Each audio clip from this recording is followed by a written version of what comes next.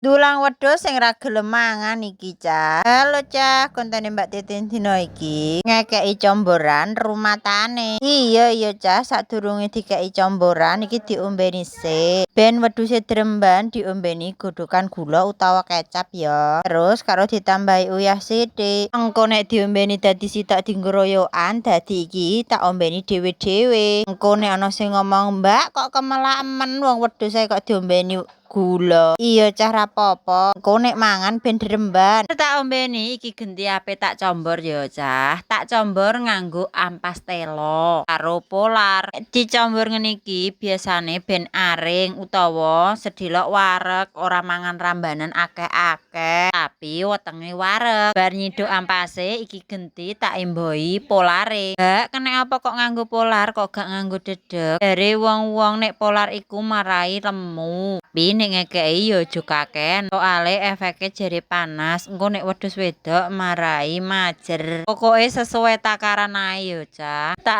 adai kabeh iki langsung ae ape tak campur karo banyu. Soale nek dicarup ora nganggo banyu garingan angel, Cah, ngudeke. Iyalah, pitike kok ya ora gelem ngaleh melo ae iwuk. Iki tak kei banyu 3 ciduk ya, Cah. Wis bar dikei banyu langsung diulet ae. Ulet-ulet kaya ape gawe adonan roti ae ya. Wis pokoke diulet sampai kecampur rata, aja sampai ana sing grindil ya. Ben dipangan wedhus ora seretan.